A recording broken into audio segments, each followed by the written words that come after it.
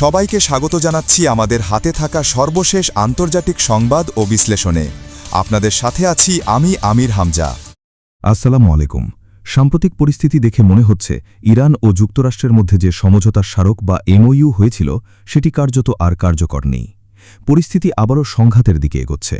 এর আগেও উভয় পক্ষের মধ্যে সীমিত হামলা প্রত্যাল হামলার ঘটনা ঘটেছিল। যুদ্ধবিরতির পরও হরমুজ প্রণালীতে অনুমতি ছাড়া চলাচলকারী কিছু জাহাজকে লক্ষ্য করে ইরান অভিযান চালিয়েছিল বলে দাবি করা হয়। এর জবাবে যুক্তরাষ্ট্র ইরানের কয়েকটি এলাকায় হামলা চালায়। তবে তখন পরিস্থিতি এতটা উত্তপ্ত ছিল না যে পূর্ণাঙ্গ যুদ্ধ শুরু হয়ে যাবে বলে মনে হয়েছিল। কিন্তু সর্বশেষ পরিস্থিতি ভিন্ন। দাবি করা হয়েছে গতরাতে যুক্তরাষ্ট্র দক্ষিণ ইরানে ভিন্ন সামরিক স্থাপনায় ব্যাপক বিমান হামলা চালিয়েছে। ঠিক এমন এক সময় এই হামলা হয়েছে যখন সর্বোচ্চ নেতা আয়াতুল্লাহ আলী খামেনির মরদেহ ইরাকের নাজাফ ও কারবালার দিকে নেওয়া হচ্ছিল। সামাজিক মাধ্যমে প্রকাশিত বিভিন্ন ভিডিওতে দেখা গেছে হাজার হাজার মানুষ আগেই সেখানে জড়ো হয়েছেন শোক প্রকাশ ও শেষ শ্রদ্ধা জানানোর জন্য। বিশ্লেষকদের ধারণা তেহরানে যেমন লাখো মানুষের সমাগম হয়েছিল তেমনি নাজাফ ও কারবাবাতেও বিশাল জনসমাগম হতে পারে। একদিকে শেষ বিদায়ের আনুষ্ঠানিকতা চলছে, অন্যদিকে সামরিক উত্তেজনাও দ্রুত বাড়ছে। দাবি করা হয়েছে যুক্তরাষ্ট্র দক্ষিণ ইরানের ৮০টিরও বেশি সামরিক লক্ষ্যবস্তুতে হামলা চালিয়েছে। এসব হামলার লক্ষ্য ছিল বিমান প্রতিরোধ ব্যবস্থা, কমান্ড অ্যান্ড কন্ট্রোল সেন্টার, উপকূলীয় রাডার, ভূমি থেকে আকাশে নিক্ষেপযোগ্য মিসাইল ঘাঁটি, জাহাজ বিধ্বংসী মিসাইল ব্যবস্থা, ড্রোন উৎক্ষেপণ কেন্দ্রসহ বিভিন্ন সামরিক অবকাঠামো। যুক্তরাষ্ট্রের পক্ষ থেকে বলা হয়েছে এসব অভিযান এখন শেষ হয়েছে। তাদের দাবি হরমুজ প্রণালী দিয়ে চলাচলকারী কিছু জাহাজে ইরানের অভিযানের জবাব হিসেবেই এই হামলা চালানো হয়েছে। অন্যদিকে ইরানের পক্ষ থেকেও পাল্টা প্রতিক্রিয়ার খবর সামনে এসেছে। বিভিন্ন সূত্রে দাবি করা হয়েছে কুয়েত ও বাহরাইনে অবস্থিত যুক্তরাষ্ট্রের সামরিক স্থাপনাগুলো লক্ষ্য করে মিসাইল হামলা চালানো হয়েছে, যার মধ্যে বাহরাইনে মার্কিন নৌবাহিনীর ৫ম নৌবহরের ঘাঁটিও রয়েছে বলে দাবি করা হয়। যদিও এসব দাবির স্বাধীনভাবে যাচাই করা সম্ভব হয়নি। তবে শুধু কোথায় হামলা হয়েছে সেটিই গুরুত্বপূর্ণ নয়। আরও গুরুত্বপূর্ণ হল এই হামলার পেছনের কৌশল ও উদ্দেশ্য কী এবং পরিস্থিতি কোন দিকে যেতে পারে। বিশ্লেষকদের মতে পুরো সমঝোতা প্রক্রিয়ার দুটি বিষয় সবচেয়ে জটিল ছিল। প্রথমটি হরমুজ প্রণালীর নিয়ন্ত্রণ এবং দ্বিতীয়টি লেবানন ইস্যু। হরমুজ প্রণালীকে ঘিরে ইরান শুরু থেকেই স্পষ্ট অবস্থান নিয়েছিল। তাদের বক্তব্য ছিল প্রণালী পুরোপুরি বন্ধ নয়, তবে কোন রুট দিয়ে কোন জাহাজ চলাচল করবে সেই সিদ্ধান্ত নেওয়ার অধিকার থাকবে ইরানের। অর্থাৎ তাদের অনুমোদিত পথ ছাড়া অন্য কোনো রুট ব্যবহার করা হলে সেটিকে নিরাপত্তার জন্য হুমকি হিসেবে বিবেচনা করা হবে। অন্যদিকে যুক্তরাষ্ট্রের ব্যাখ্যা ছিল ভিন্ন। তাদের মতে সমঝোতার অর্থ হল যুদ্ধের আগের মতোই হরমুজ প্রণালী আন্তর্জাতিক জাহাজ চলাচলের জন্য উন্মুক্ত থাকবে এবং সেখানে কোনো নতুন নিয়ন্ত্রণ থাকবে না। কিন্তু ইরান বারবার জানিয়ে এসেছে হরমুজ আর কখনো আগের অবস্থায় ফিরে যাবে না। বিশ্লেষকদের মতে এর পেছনে শুধু অর্থনৈতিক কারণ নয়, বরং জাতীয় নিরাপত্তার বিষয়টিও সমান গুরুত্বপূর্ণ। কারণ ইরান মনে করে এই পথ ব্যবহার করে এমন কোনো জাহাজ প্রবেশ করতে পারে যা ভবিষ্যতে তাদের নিরাপত্তার জন্য ঝুঁকি সৃষ্টি করবে। ইতিহাসও ইরানের এই উদ্বেগকে আরও গভীর করেছে। অতীতে এই অঞ্চলে একটি বেসামরিক যাত্রীবাহী উড়োজাহাজ ভূপাতিত হওয়ার ঘটনায় শত শত সাধারণ মানুষের প্রাণহানি ঘটেছিল। সেই ঘটনার পর থেকেই ইরানের নিরাপত্তা নীতিতে হরমুজ প্রণালীর গুরুত্ব আরও বেড়ে যায়। দীর্ঘ কয়েক দশক ধরে ইরান নানা ধরনের চাপ ও নিষেধাজ্ঞার মুখোমুখি হলেও সরাসরি বৃহৎ আকারের যুদ্ধে জড়িয়ে পড়া এড়িয়ে চলার চেষ্টা করেছে। বিশ্লেষকদের মতে সেই সময়টাতে তারা নিজেদের সামরিক শক্তি বাড়ানোর দিকেই বেশি মনোযোগ দিয়েছিল, কারণ তাদের ধারণা ছিল ভবিষ্যতে কোনো না কোনো সময় বড় ধরনের সামরিক সংঘাতের মুখোমুখি হতে পারে। যুদ্ধ শুরু হওয়ার পর ইরান হরমুজ প্রণালীর উপর কার্যত কঠোর নিয়ন্ত্রণ প্রতিষ্ঠা করে। জাহাজ চলাচল সীমিত হয়ে পড়ে এবং আন্তর্জাতিক জ্বালানি বাজারেও এর প্রভাব পড়তে শুরু করে। পরে যুদ্ধবিরতির অংশ হিসেবে সীমিত সময়ের জন্য চলাচল স্বাভাবিক করার কথা বলা হলেও কোন রুট ব্যবহার করা যাবে তা নিয়ে দুই পক্ষের ব্যাখ্যা এক ছিল না। এমন পরিস্থিতিতে সম্প্রতি বিকল্প নৌপথ ব্যবহারের চেষ্টা নিয়েও নতুন করে বিরোধ দেখা দেয়। এর পরপরই জাহাজে হামলা এবং পাল্টা বিমান হামলার ঘটনাগুলো সংঘাতকে আবারও তীব্র করে তুলেছে। সাম্প্রতিক পরিস্থিতি বিশ্লেষণ করে অনেক পর্যবেক্ষকের আশঙ্কা, যদি এই উত্তেজনা আরও বাড়তে থাকে তাহলে আগামী ২৪ ঘণ্টার মধ্যেই ইরান আবারও হরমুজ প্রণালীতে আরও কঠোর নিয়ন্ত্রণ বা আংশিক অবরোধ আরোপ করতে পারে। আর যদি তা ঘটে তাহলে শুধু মধ্যপ্রাচ্য নয়, বৈশ্বিক জ্বালানি বাজার ও আন্তর্জাতিক বাণিজ্যেও বড় ধরনের প্রভাব পড়তে পারে। এখন আসা যাক দ্বিতীয় গুরুত্বপূর্ণ ইস্যুতে, সেটি হল লেবানন। শুরু থেকেই বিশ্লেষকদের অনেকের ধারণা ছিল এই বিষয়টি হয়তো সমঝোতার সবচেয়ে দুর্বল দিক হয়ে উঠতে পারে। কারণ যুদ্ধবিরতি বা সমঝোতার আলোচনায় লেবানন সীমান্তের নিরাপত্তা এবং সেখানে চলমান সামরিক তৎপরতা নিয়ে দুই পক্ষের অবস্থানের মধ্যে বড় ধরনের পার্থক্য ছিল। দাবি করা হয়েছে সম্প্রতি দক্ষিণ লেবাননের একটি এলাকায় কয়েকজন সন্দেহবাজ গোয়েন্দা বা এজেন্ট শনাক্ত হওয়ার পর তাদের বিরুদ্ধে অভিযান চালানো হয়। বিভিন্ন সূত্রের দাবি তারা ইসরায়েলের হয়ে তথ্য সংগ্রহের চেষ্টা করছিল, যদিও এসব দাবির স্বাধীনভাবে যাচাই করা সম্ভব হয়নি। এই ঘটনার পর সীমান্ত পরিস্থিতি আরও উত্তপ্ত হয়ে ওঠে।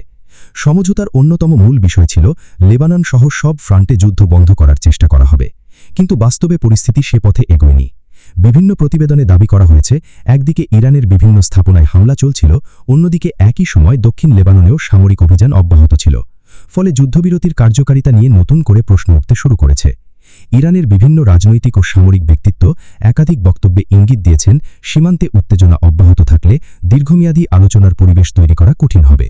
তাদের মতে শুধু একটি ফ্রন্টে যুদ্ধবিরতি ঘোষণা করলেই সমস্যার সমাধান সম্ভব নয়, বরং পুরো অঞ্চলে সংঘাত কমানোর বাস্তব পদক্ষেপ প্রয়োজন। বিশ্লেষকদের একটি অংশের মতে, যুদ্ধবিরতির সময়টাকে ব্যবহার করে বিভিন্ন পক্ষ নিজেদের সামরিক প্রস্তুতি আরও শক্তিশালী করার সুযোগ পেয়েছে।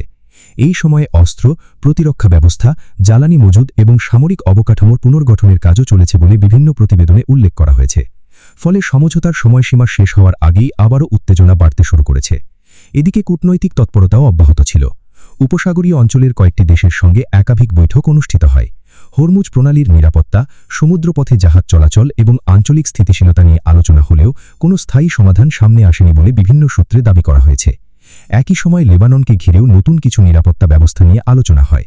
তবে সমালোচকদের মতে এসব উদ্বেগ সংঘাত কমানোর পরিবর্তে নতুন করে উত্তেজনা বাড়ানোর আশঙ্কা তৈরি করেছে। কারণ যে এলাকাগুলো দীর্ঘদিন ধরে সংঘাতের কেন্দ্র, সেখানে সামরিক উপস্থিতি বাড়ানোর সুযোগ সৃষ্টি হয়েছে বলে অভিযোগ উঠেছে। অন্যদিকে অর্থনৈতিক চাপও আবার সামনে আসতে শুরু করেছে। ইরানের ওপর আরোপিত নিষেধাজ্ঞা পুনরাবৃত্তির সম্ভাবনার কথা বিভিন্ন আন্তর্জাতিক গণমাধ্যমে উঠে আসছে বলে জানা গেছে। বিশেষ করে তেল রপ্তানিতে নতুন বাধা সৃষ্টি হলে শুধু ইরান নয়, আন্তর্জাতিক জ্বালানি বাজারও তার প্রভাব অনুভব করবে। কারণ মধ্যপ্রাচ্যের এই অঞ্চল বৈশ্বিক জ্বালানি সরবরাহের অন্যতম গুরুত্বপূর্ণ কেন্দ্র। এদিকে মধ্যস্থতাকারী দেশগুলোর অবস্থানও কঠিন হয়ে পড়েছে। বিভিন্ন কূটনৈতিক সূত্রের দাবি অনুযায়ী যুদ্ধবিরতি কার্যকর রাখতে যারা আলোচনার উদ্যোগ নিয়েছিল, তাদের পক্ষে এখন দুই পক্ষের উপর কার্যকর প্রভাব বিস্তার করা কঠিন হয়ে যাচ্ছে। কারণ কোনো পক্ষই এখন সহজে নিজেদের অবস্থান থেকে সরে আসতে রাজি নয়। পর্যবেক্ষকদের মতে মধ্যস্থতাকারী কোনো দেশের সফলতা অনেকটাই নির্ভর করে সংশ্লিষ্ট পক্ষগুলোর ওপর তার রাজনৈতিক বা কূটনৈতিক প্রভাবের ওপর। কিন্তু বর্তমান পরিস্থিতিতে সেই প্রভাব সীমিত হওয়ায় সংঘাত নিয়ন্ত্রণের প্রচেষ্টাও কঠিন হয়ে উঠেছে। ফলে এখন সবচেয়ে বড় প্রশ্ন, এই উত্তেজনা কি আবারও পূর্ণমাত্রার সামরিক সংঘাতে রূপ নেবে, নাকি শেষ মুহূর্তে নতুন কোনো কূটনৈতিক উদ্যোগ পরিস্থিতিকে শান্ত করতে পারবে? এখন পর্যন্ত যে ঘটনা প্রবাহ দেখা যাচ্ছে, তাতে দুই সম্ভাবনাই উড়িয়ে দেওয়া যাচ্ছে না। আর এই কারণেই মধ্যপ্রাচ্যের বর্তমান পরিস্থিতিকে ঘিরে বিশ্বজুড়ে উদ্বেগ বাড়ছে। কারণ হরমুজ প্রণালী, লেবানন সীমান্ত এবং ইরানকে কেন্দ্র করে যে সংকট তৈরি হয়েছে, তা শুধু রাজনৈতিক নয়, বৈশ্বিক অর্থনীতি, জ্বালানি নিরাপত্তা এবং আন্তর্জাতিক কূটনীতির উপরও বড় ধরনের প্রভাব ফেলতে পারে। সব মিলিয়ে বর্তমান পরিস্থিতি অত্যন্ত সংবেদনশীল একটি পর্যায়ে পৌঁছেছে। সামরিক হামলা, পাল্টা হামলার দাবি, হরমুজ প্রণালীকে ঘিরে নতুন উত্তেজনা এবং লেবানন সীমান্তের অনিশ্চয়তা মধ্যপ্রাচ্যের সংকটকে আরও জটিল করে তুলেছে। বিভিন্ন আন্তর্জাতিক বিশ্লেষকের মতে এখন পরিস্থিতি এমন এক পর্যায়ে রয়েছে যেখানে যে কোনো ছোট ঘটনা বড় ধরনের সংঘাতের সূচনা করতে পারে। বিশেষ করে হরমুজ প্রণালীর বিষয়টি এখন সবচেয়ে গুরুত্বপূর্ণ হয়ে উঠেছে, কারণ বিশ্বের উল্লেখযোগ্য পরিমাণ জ্বালানি এই সমুদ্রপথ দিয়ে পরিবাহিত হয়। যদি সেখানে আবারও চলাচলে বড় ধরনের বাধার সৃষ্টি হয়, তাহলে আন্তর্জাতিক বাজারে অপরিশোধিত তেলের দাম দ্রুত বেড়ে যেতে পারে। এর প্রভাব শুধু মধ্যপ্রাচ্যেই সীমাবদ্ধ থাকবে না, বরং বিশ্বের বিভিন্ন দেশের অর্থনীতি, পরিবহন খাত এবং জ্বালানি সরবরাহ ব্যবস্থার উপরও পড়তে পারে।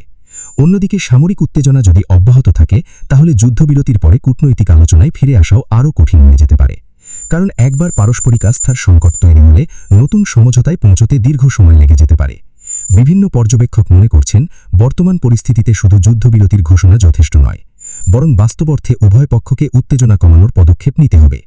তবে এর সঙ্গে এটাও মনে রাখা জরুরি যে যুদ্ধক্ষেত্রের পরিস্থিতি খুব দ্রুত পরিবর্তিত হতে পারে।